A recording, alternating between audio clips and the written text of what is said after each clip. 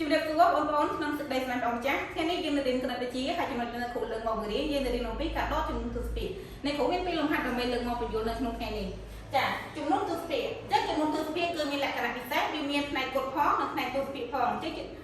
ផ្នែកទាំងពីរគឺវាខាងគ្នាដល់ចំនួនទស្សភាគដើម្បីឲ្យកាន់តែច្បាស់មើលតារាងជាមួយអ្នកគ្រូចឹងគាត់ត្រូវចាំថាលេខដែលនៅខាងមុខក្បាលវាគឺជាផ្នែកគត់ហើយលេខដែលនៅខាងក្រោយក្បាលវាគឺជាផ្នែកទស្សភាគចឹងផ្នែកទាំងពីរនេះគឺវាខាងគ្នាដល់ចំនួនទស្សភាគអញ្ចឹងចំណុចនេះវាដូចជាចាព្រំដែនអញ្ចឹងវាជាចំណុចខាងរវាងផ្នែកគត់និងផ្នែកទស្សភាគចាឥឡូវយើងមើលលំហាត់ករបស់យើងយកទូដកទី1យកមកបំពេញអញ្ចឹងលេខ34មាន2ខ្ទង់អញ្ចឹងលេខ4របស់យើងគឺនៅខ្ទង់ភាគរយអញ្ចឹងយើងសរសេរនៅខ្ទង់ភាគរយលេខ3នៅខ្ទង់ភាគ10អញ្ចឹងយើងសរសេរនៅខ្ទង់ភាគ10អាចំណុចនេះសំខាន់ចាយើងត្រូវតែដាក់បើសិនជាអត់មានចំណុចទេវាមិនមែនជាចំនួនទស្សភាគនោះទេចាលេខ1ចានៅខ្ទង់រាយលេខ4នៅខ្ទង់10ចាបន្ទាប់ពីទូទី1យើងបានបំពេញហើយយើងយកទូទី2យកមកបំពេញទៀតមកចាចឹងលេខ0នេះគឺនៅខ្ទង់ភាគរយចាលេខ2នៅខ្ទង់ភាគ10ចឹងយើងសរសេរនៅខ្ទង់ភាគ10ចាចំណុចនេះយើងត្រូវដាក់ឲ្យ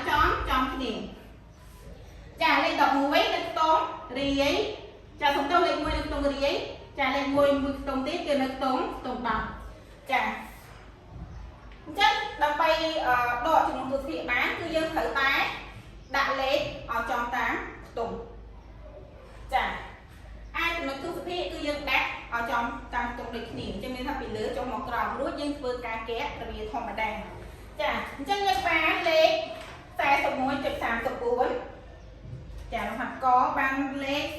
41.34ដកឲ្យ11.20អញ្ចឹងបន្ទាប់ពីលេខរបស់យើងត្រូវខ្ទង់បែបនេះហើយយើងធ្វើការកណនាធម្មតាតោះកណនាលេខជាមួយអ្នកគ្រូ4ដក0នៅសល់4អញ្ចឹងយើងសរសេរលេខ4 3ដក2នៅសល់1យើងសរសេរលេខ1ចាចំណុចនេះដាក់ឲ្យចំតាមខ្ទង់របស់វាអញ្ចឹងចាយើងដាក់ចំណុចមក1ដក1នៅសល់0យើងសរសេរលេខ0 4ដក1នៅសល់3អញ្ចឹងយើងសរសេរលេខ3ចាអញ្ចឹងយើងយកមកបំពេញនៅ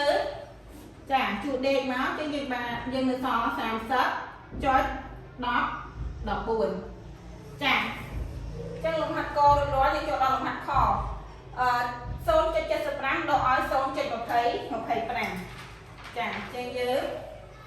គ្រូសុំបិទចាអញ្ចឹងយើងដាក់ឲ្យទៅតាមខ្ទង់មកចាមានន័យថាខ្ទង់ភាគរយដាក់ក្រោមខ្ទង់ភាគរយខ្ទង់ភាគ10យើងដាក់នៅក្រោមខ្ទង់ភាគ10ហើយខ្ទង់រាយដាក់ក្រោមខ្ទង់រាយចាអញ្ចឹងយើងធ្វើការដកមក5ដក5នៅសល់ចា0យើងសរសេរលេខចាលេខ0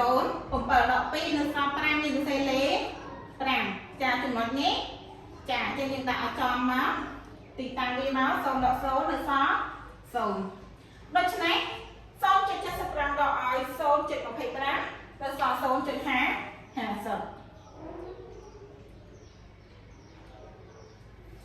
ចាដូច្នេះមេរៀនរបស់អ្នកគ្រូគឺបានបញ្ចប់ហើយអរគុណច្រើនសូមព្រះប្រទានពរ